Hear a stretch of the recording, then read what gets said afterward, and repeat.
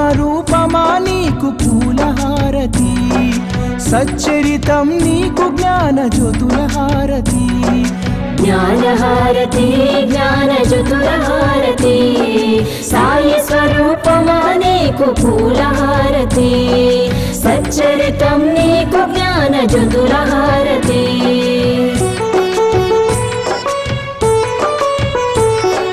నిత్యం నీ లీలా పఠనంలో మేముంటాము, నీ మధుర వచనాలతో మైమరచిపోతాము. నీ తోడుగా భక్తి ప్రేమలను పెంచుకున్నాము.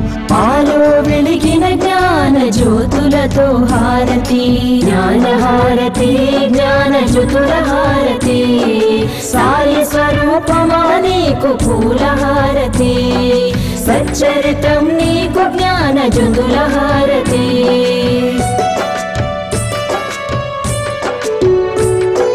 సాయి ఆత్మను నీలో నింపుకుంటివి, తనివి తీర సాయిని దర్శింపజేస్తివి.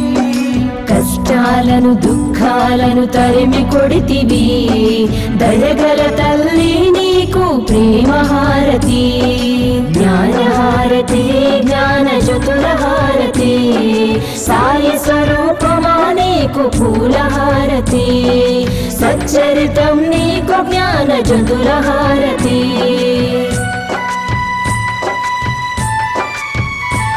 మా కర్మలన్నీ తొలగించి కరుణించినావమ్మ, శాంతి సౌఖ్యాలను అందించినావమ్మ. జీవన నావను దరి చేర్చిన నీకు కర్పూర హారతితో నీరాజనం. జ్ఞానహారతి జ్ఞానజ్యోతుల హారతి, సాయి స్వరూపమా నీకు పూలహారతి, సచ్చరితం నీకు జ్ఞానజ్యోతుల హారతి. జ్ఞానహారతి జ్ఞానజ్యోతుల హారతి, సాయి స్వరూపమా నీకు పూలహారతి, సచ్చరితం నీకు జ్ఞానజ్యోతుల హారతి.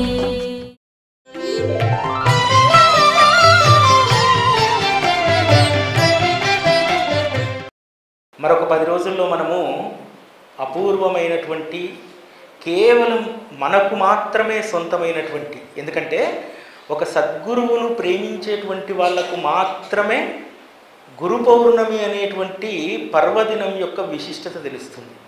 ఇతరులకు అది ఒక సాధారణమైనటువంటి రోజు.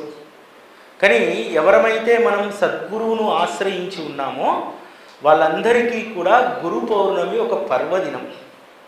ఎందుకంటే మన జీవితాల్లోకి సద్గురు వచ్చిన తర్వాత ఆయనను చూసుకున్నంతగా, ఆయనను స్మరించినంతగా ప్రేమగా మరెవ్వరినీ కూడా మనం స్మరించలేం. మీరు చూడండి, మనం పిలిచేటువంటి ఆ పిలుపు, కష్టం వచ్చినా సుఖం వచ్చినా దుఃఖం వచ్చినా ఆ సాయి అనేటువంటి ఆ నామంలో ఉన్నటువంటి ప్రేమ, మధురిమ, ఆనందం, ఆప్యాయత, ఈ ప్రపంచంలో సుఖానికి ఏ పదాలైతే మనం వాడుతామో, సంతోషం, సుఖం, ఆనందం, సౌఖ్యం, సౌభాగ్యం అన్నీ కూడా ఒక్క నామంలోనే దాగి ఉన్నాయి. ఎందుకంటే ఈ కలియుగంలో సద్గురువు తప్ప మరెవరూ కూడా మనల్ని ఈ జన్మకు తీరాన్ని చేర్చలేరు. ఈ విషయాన్ని ఎలా అవగాహన చేసుకుంటాం? ప్రతి గురువారం గుడికి వస్తేనో, బాబాకు పూజ చేస్తేనో, లేకపోతే బాబా అంటే ఇష్టం ఉంటేనో తెలుసుకోలేము ఈ విషయాలను. ఎప్పుడు తెలుసుకుంటామంటే ఎవరైతే సచ్చరితను పారాయణ చేస్తూ ఉంటారో, అందులోని విషయాలను తెలుసుకోవాలనేటువంటి జిజ్ఞాస కలుగుతూ ఉంటుందో అటువంటి వారికి మాత్రమే బాబా యొక్క ప్రేమ మధురిమ అర్థమవుతుంది. అంతే తప్ప మరి ఇతరత్ర ఏ తంతుల వల్ల కూడా, ఏ పూజా విధానాల వల్ల కూడా, ఏ స్తోత్ర పఠనాల వల్ల కూడా అసాధ్యమైనటువంటిది ఆయన యొక్క ప్రేమ మధురిమను మనం ఆస్వాదించడం. సచ్చరిత చదివినటువంటి వాళ్ళు మాత్రమే. మీరు చూడండి, కృష్ణ భక్తులు ఉంటారు. కృష్ణుడి పట్ల అంత ప్రేమ కలగడానికి వాళ్ళకి కారణం ఏమిటి? నిజంగా మనం వాళ్ళంత కమిటెడ్గా మనం ఉండలేము. ఎందుకు వాళ్ళు అంత కమిటెడ్గా ఉంటారు, అంత నిష్టగా, అంత ఆరాధనగా కృష్ణుని ఎందుకు ఆరాధిస్తారంటే వారు భగవద్గీతను, కృష్ణ చరిత్రను ప్రాణప్రదంగా భావిస్తారు. మరి మనం 100లో 10 మంది 20 మంది తప్ప బాబా యొక్క నిజమైనటువంటి తత్వాన్ని తెలుసుకోవాలనేటువంటి ప్రయత్నం చేసే వాళ్ళం 80% మంది ఇంకా ఆ ప్రయత్నం చేయకుండానే కేవలం బాబా అనేటువంటి ఒక కోరికలు తీర్చేటువంటి ఒక సాధనంగా మాత్రమే మనం చూస్తున్నాం. ఎందుకంటే అటువంటి వాళ్ళ పరిస్థితి ఎలా ఉంటుందంటే, వాళ్ళ స్థితి ఎలా ఉంటుందంటే, ఈరోజు ఏ అవసరం వచ్చినా మనకు బాబా, కానీ మన జీవితంలో లాస్ట్ ప్రియారిటీ బాబా అవుతారు తెలుసా. ఎందుకంటే మనము, మన కుటుంబము, మన ఉద్యోగము, మన బంధువులు, మన స్నేహితులు, ఆ తరువాత బాబా. కానీ మనకు అవసరం తీర్చడంలో మాత్రం బాబా మొదటి ప్రయారిటీగా ఉంటారు. కానీ బాబాను స్మరించేటువంటి విషయంలో, బాబాను గుర్తుపెట్టుకునేటువంటి విషయంలో, బాబా పట్ల ప్రేమ విషయంలో బాబా చాలా చివరి స్థానంలో మనం బాబాను ఉంచుతాం. కానీ బాబా అలా కాదు. బాబాకు ఏ ప్రాధాన్యతలు లేవు. మనకు అనేక ప్రాధాన్యతలు ఉంటాయి. కుటుంబం ఉంటుంది, పిల్లలు ఉంటుంది, సంపాదన ఉంటుంది, రకరకాల ప్రాధాన్యతలు ఉంటాయి. కానీ బాబాకు మాత్రం ఒకే ఒక ప్రాధాన్యత ఏమిటో తెలుసా? కేవలం తన భక్తుడి యొక్క శ్రేయస్సు మాత్రమే ఆయన ప్రాధాన్యత. అటువంటప్పుడు మనం కూడా మన జీవితంలో చివరిగా ఉన్నటువంటి బాబా అనేటువంటి ప్రాధాన్యతను మెల్లమెల్లిగా పైకి తెచ్చుకోవాలి. తెచ్చుకున్నప్పుడు అప్పుడు నీకు కూడా తొలి ప్రాధాన్యత బాబా అవుతాడు. బాబా ఏం చెప్తాడు? ఒక చిన్న బాబా చెప్పినటువంటివి చాలా సాధారణమైనటువంటివి, చాలా చిన్న చిన్న విషయాలే, కానీ దాన్ని మనం అర్థం చేసుకోవాలి. బాబా ఏం చెప్తారు? ఎవరైతే నన్ను స్మరించి నాకు నివేదించి ఎవరైతే ఆహారాన్ని స్వీకరిస్తారో, నన్ను తలవకుండా ఎవరైతే ఉండలేరో అట్టి వారి రుణాన్ని నేను తీర్చుకుంటానని అన్నారు. మరి చాలా చిన్న విషయం కదా. కేవలము మనం ఏ పని చేసినా, ఏం చేస్తున్నా ఆయనను స్మరించుకుంటూ ఉంటే ఖచ్చితంగా మన జీవితంలో మనకు ఎదురయ్యేటువంటి అనేక రకాలైనటువంటి సంకటాల నుంచి ఆయన బయటపడేస్తూ ఉంటారు. ఎప్పుడు బయటపడేస్తారంటే ఎవరైతే అనునిత్యము ఆయన ధ్యాసలో ఉండగలుగుతారో అటువంటి వారి జీవితాలు మాత్రమే ధన్యం. ఇది సచ్చరిత చెప్తున్నటువంటి మాట, నేను చెప్తున్నటువంటిది కాదు. ఎవరైతే ఎల్లప్పుడూ ఆయన స్మరణలో ఉంటారో, ఆయన ధ్యాసలో ఉంటారో, ప్రతిదీ కూడా ఆయనకు సమర్పించిన తర్వాతనే స్వీకరించేటువంటి స్థితికి మనం రాగలుగుతామో అటువంటి వాళ్ళు మాత్రమే ధన్యులు. బాబా దగ్గర మనందరం వస్తాం, బాబాను అందరం ప్రేమిస్తాం. ప్రేమించడానికి శరణాగతికి చాలా తేడా ఉంటుంది. బాబా పట్ల ప్రేమ అనేక విధాలుగా వస్తుంది. బాబా పట్ల మనకు ప్రేమ మొదట ఎలా కలుగుతుంది? ఊరికే ఆయన చూస్తే కలిగిందా? కాదు కదా. మనం ఆయన దగ్గరికి వచ్చినటువంటి తొలిసారి అడగగానే అనుగ్రహం మనకి ఇవ్వడంతో ఆయన పట్ల ప్రేమ పుట్టింది. అంతే తప్ప బాబా అంటే ఎవరు, అసలు బాబా ఎందుకు అవతారాన్ని తీసుకున్నారు, వారి యొక్క అవతార విశిష్టత ఏమిటి, ఇవన్నీ తెలుసుకున్న తర్వాత మనకు ప్రేమ పెరిగిందా? పెరగలేదు. బాబా పట్ల ప్రేమ కేవలం ఆయన మనకు చేసినటువంటి మేలుతోటి మనకు ప్రేమ కలిగింది. కానీ మనందరం కూడా అక్కడే ఆగిపోతామా? ఎప్పుడైతే ఒక మనిషి మీద ప్రేమ పెరిగిందో మనకు ఆ మనిషి యొక్క తత్వాన్ని అర్థం చేసుకోవాలి. ఆ మనిషికి ఇంత ప్రేమ ఉండడానికి గల కారణం ఏమిటి, ఎక్కడిది ఆ సుగుణ సంపద అనేటువంటిది ఖచ్చితంగా మనకు తెలుసుకోవాలి. అందుకనే సచ్చరితను అధ్యయనం చేస్తే ఈ విషయాలు మనకు బోధపడతాయి. బాబా ఇక్కడ కలియుగంలో అవతరించినటువంటి సద్గురువు ఎంత దయామయుడంటే, సాధారణంగా గురువు చెప్పినట్టు శిష్యుడు ఉండాలి, దేవుడు చెప్పినట్టు భక్తుడు ఉండాలి. కానీ సద్గురు శ్రీ సాయిబాబా దగ్గర అది కంప్లీట్గా చేంజ్ అయిపోయింది. ఆయన చెప్పినట్టు మనం నడుచుకోం, మనం చెప్పినట్టే ఆయన నడుచుకుంటారు తెలుసా.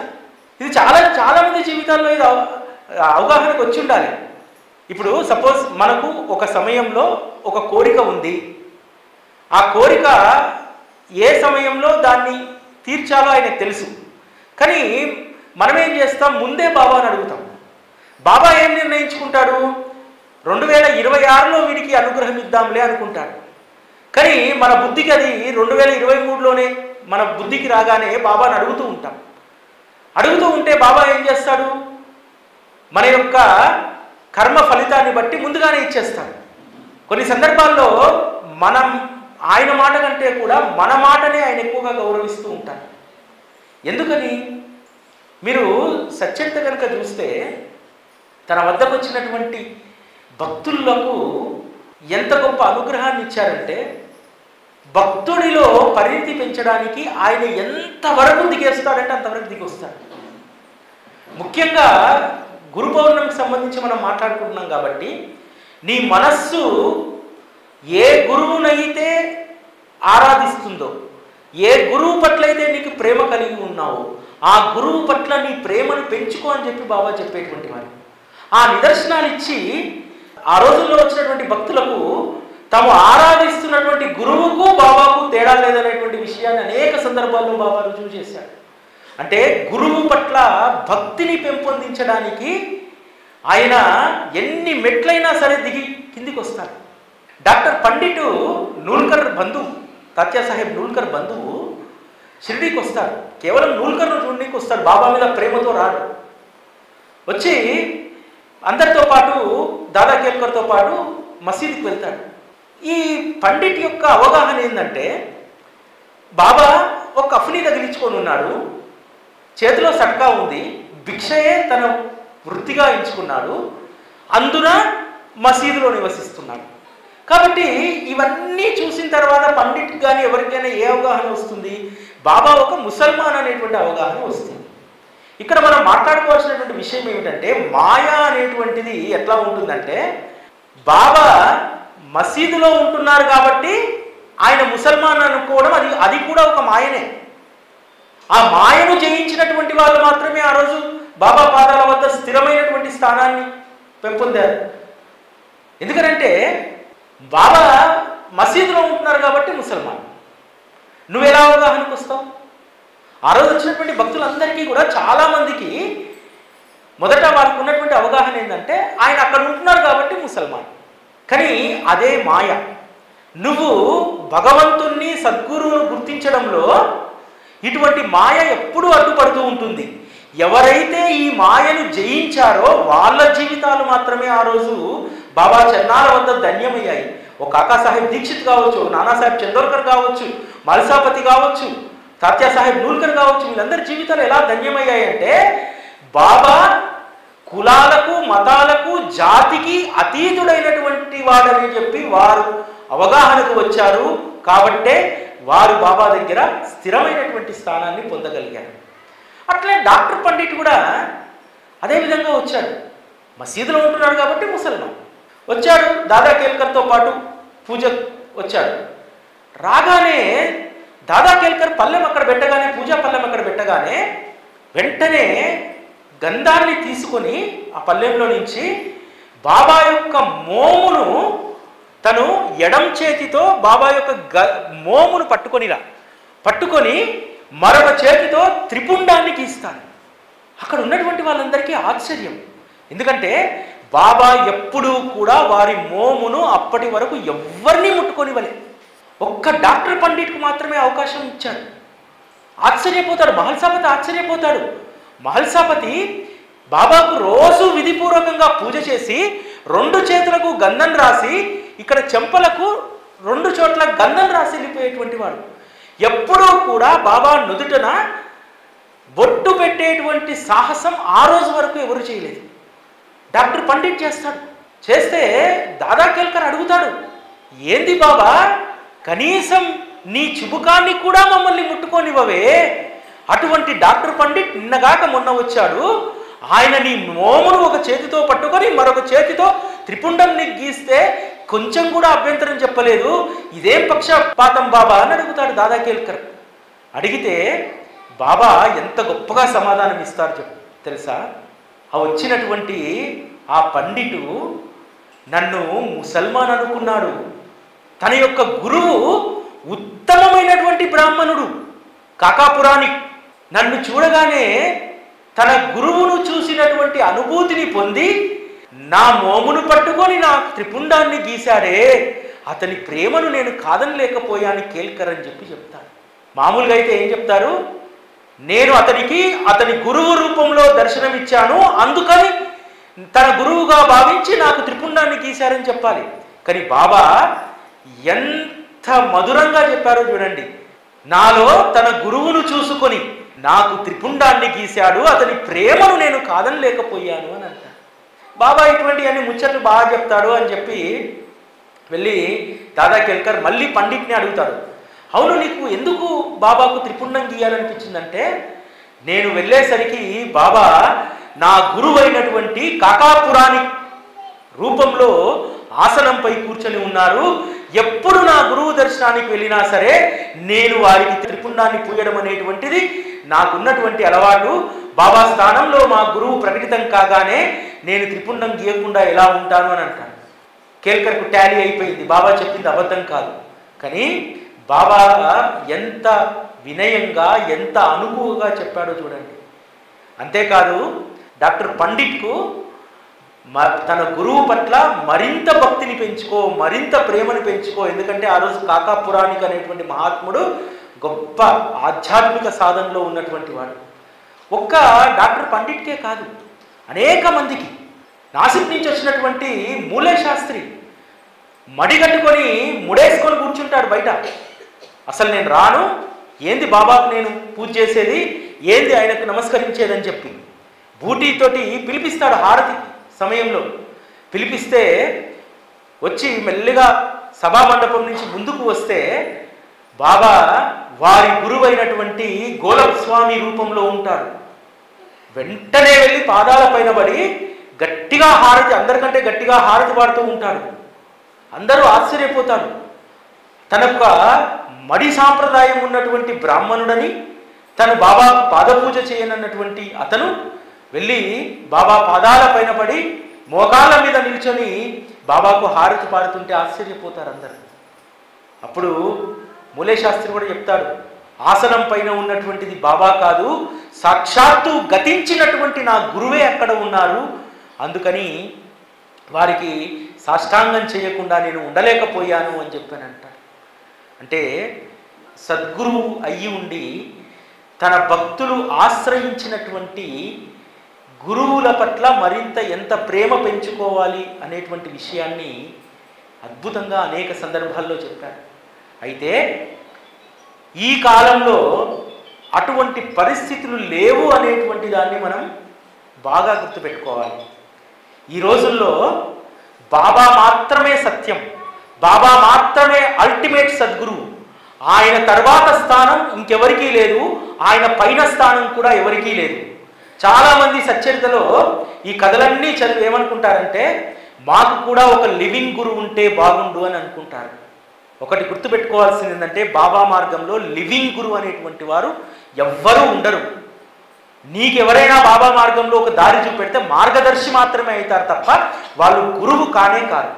బాబా తన తర్వాత తన పరంపరలో ప్రకటించాలనుకుంటే తన తర్వాత వారిని కాకాసాహెబ్ దీక్షిత్ లేడా, మహల్సాపతి లేడా, శ్యామా లేడా, వీళ్ళందరూ గురువులు కాలేదే? వీళ్ళందరూ కాషాయం కట్టి గడ్డాలు పెంచుకొని తిరగలేదే?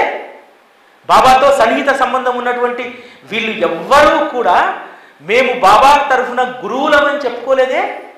ఈరోజు కలియుగంలో ఉన్నటువంటి మాయ బాబా తర్వాత మేము గురువులమని చెప్పుకునేటువంటి అది కూడా ఒక మాయనే. ఆ మాయను కూడా జయించాలి. ఆ మాయను జయించి నేరుగా నువ్వు బాబాను ఆరాధించినటువంటి రోజు అదే అసలైనటువంటి సద్గురువు యొక్క సాంగత్యం. బాబా ఏం చెప్పాడు, నీకు నాకు మధ్య నూనెవాడనేటువంటి అడ్డుగోడను పగలగొట్టు, నువ్వు నేను నేరుగా మాట్లాడుకోవచ్చు అని చెప్పాడు. బాబా యొక్క పాఠశాల ఎంత గొప్పదంటే చాలా స్వతంత్రం ఉన్నటువంటి పాఠశాల. ఆయన పాఠశాల గురించి చెప్పాలంటే ఆయన పాఠశాలలో అందరం ఒకే దగ్గర కూర్చొని చదువుకోవాలని లేదు, అందరం ఒకే అభ్యాసన చేయాలనేటువంటిది లేదు. ఆయన యొక్క పాఠశాల అనేటువంటి ఈ విశాల ప్రపంచంలో ఆయనను నువ్వు ఎలా ఆరాధించినా ఆయన స్వీకరిస్తాడు. నువ్వు ఎలా ఆయనను పూజించుకున్నా, ఏ విధంగా ఆయనను అవగాహన చేసుకున్నా దానికి బద్ధుడై ఉంటాడు. నీ యొక్క నిర్ణయానికే బద్ధుడై ఉంటాడు, ఆయన యొక్క నిర్ణయానికి బద్ధుడై ఉండమని చెప్పి ఎప్పుడు చెప్పడు. బాబా నాకు దత్తస్వరూపం అని చెప్పి కొందరు భావించారనుకోండి, అలానే ఆయన అనుభవాన్ని ఇస్తాడు. పాండురంగ విఠలుడు అంటే విఠలుడుగానే అనుభవం ఇచ్చారు. బాబా దత్తాత్రేయుడు అంటే దత్తాత్రేయుడుగానే. మనం ఏది తలిస్తే అలా అనుభవాన్ని ఇస్తారు. మనకు నేరుగా స్వతంత్రంగా సద్గురువుతో చేరువయ్యేటువంటి అవకాశం ఉన్న తర్వాత మరొకరిని ఇంకా ఆశ్రయించాల్సినటువంటి అవసరం లేదు. మీరు పొద్దున్నే కాగడ హారతిలో పాడుకుంటారు కదా, మనం అన్నీ పాడుకుంటాం, అన్నీ చదువుకుంటాం, ఏమి గుర్తుండవు. శ్రీ సద్గురు బాబా సాయి హో, శ్రీ సద్గురు బాబా సాయి హో. దాంట్లో అర్థం ఏముంటుందంటే ఈ హారతి పాట మొత్తంలో, బాబా నిన్ను తప్ప ఈ ప్రపంచంలో నేను ఎవ్వరిని ఆశ్రయించను, నువ్వు తప్ప ఇంకా నేను ఆశ్రయించాల్సినటువంటి వారు మరొక్క ఎవ్వరూ లేరు. ఎవరు రాశారు ఇది? జోగేశ్వర్ భీష్మ రాశాడు కదా. జోగేశ్వర్ భీష్మ ఎంత గొప్ప పండితుడు. ఈరోజు చాలామంది గురు పౌర్ణమి రాగానే చాలా విపరీతమైనటువంటి ధోరణి చూస్తూ ఉంటారు. ఎవరో నాలాంటోడు 4 మాటలు చెప్పగానే, నాలాంటోడు గడ్డం పెంచుకొని కాస్త వస్త్రం కట్టగానే, లుంగి పైన పైజాం వేయగానే వాడికి పాద పూజలు చేస్తూ ఉంటారు. ఇదెక్కడి మాయ? సద్గురువు స్వయంగా మన వెంట ఉండగా ఈ మాయ ఎందుకు? మాయా అని మాట్లాడుకుంటాం కదా, అది కూడా ఒక మాయనే. సచ్చరితలో హేమాడ్ పంతు సద్గురువు యొక్క లక్షణాలు రాస్తారు. సద్గురువు ఏమీ ఆశించకుండా ప్రేమను పంచేటువంటి వాళ్ళు మాత్రమే సద్గురువు అని చెప్పి, వీధుల పంటి చెడుదలు పట్టుకొని వేషాలు కట్టుకొని తిరిగేటువంటి వారు భవిష్యత్తులో వస్తారు, చాలా జాగ్రత్తగా ఉండమని చెప్పి కూడా సచ్చరిత చెప్తుంది. కాబట్టి గురు పౌర్ణమి రోజు ఎవరైతే స్వచ్ఛమైనటువంటి సద్గురువును మాత్రమే ఆరాధిస్తారో అటువంటి వారికి మాత్రమే ఫలితం ఉంటుంది. కేవలం ఆరాధన మాత్రమే కాదు, ఆ రోజు తప్పకుండా గుర్తుపెట్టుకోండి, తప్పకుండా 18, 19 అధ్యాయాలు చదవండి. సద్గురు అంటే ఏందో తెలుస్తుంది. సద్గురువు యొక్క వైభవం ఏమిటనేటువంటిది బాబా ఏ విధంగా 18, 19 అధ్యాయాల్లో ఆవిష్కరించారు. బాబా తన గురువును సేవించుకునేటప్పుడు అన్వేషణ అనేటువంటి కథలో చెప్తాడు, నా గురువు నన్ను తలకిందులుగా వేలాడదీసి కొన్ని గంటల పాటు బావిలో తలకిందులుగా నన్ను పెట్టి వెళ్ళిపోయారు. తర్వాత వచ్చి లేపి నన్ను అడుగుతారు ఎలా ఉంది అనంటే, ఆ ఆనందాన్ని వర్ణించడానికి నా దగ్గర మాటలు లేవు, నేను ఆ యొక్క ఆనందాన్ని వర్ణించ శక్యం కాదు అని చెప్పానంటారు. అంటే దాని అర్థం ఏమిటి?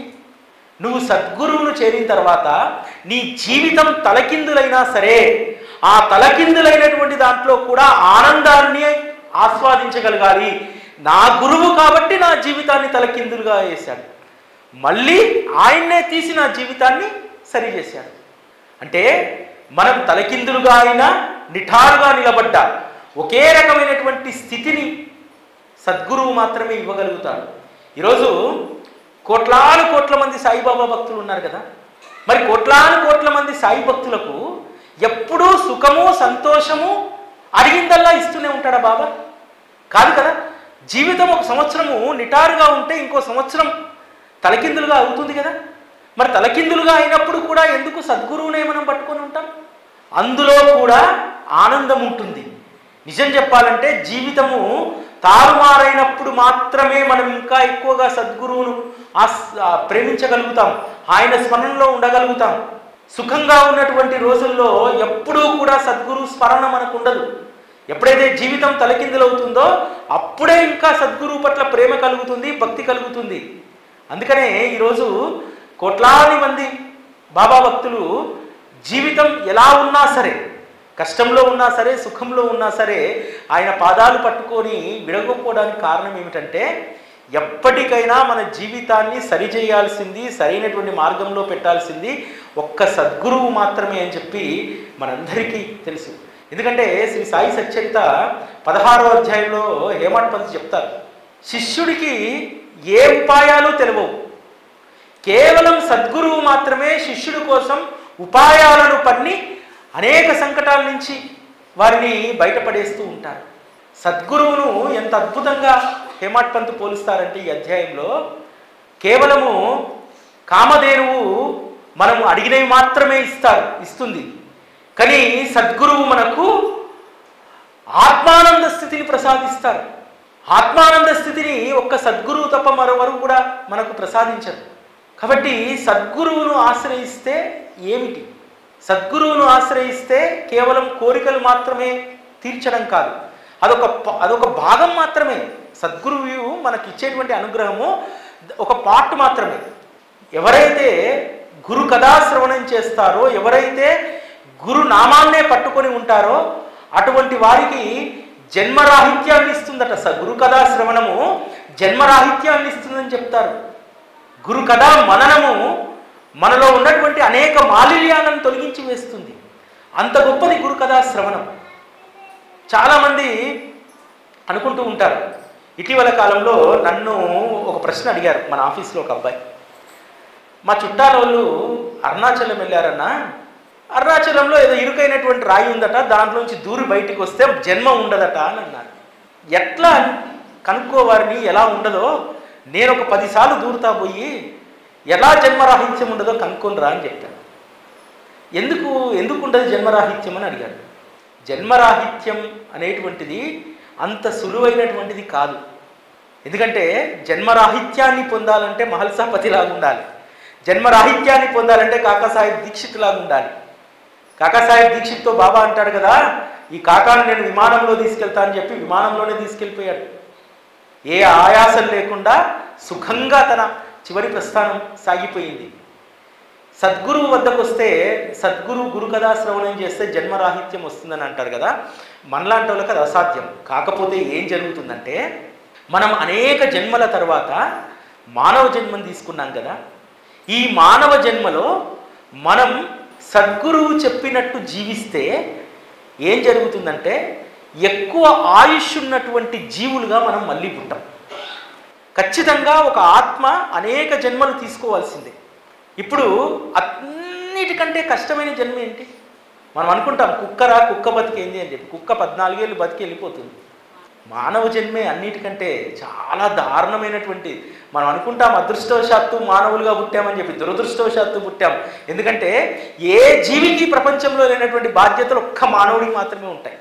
కుటుంబం, పుట్టగానే నడక నేర్చుకోవాలి, సొంతంగా చదువుకోవాలి, ప్రయోజకులు కావాలి, పెళ్లి చేసుకోవాలి, పిల్లల పోషణ.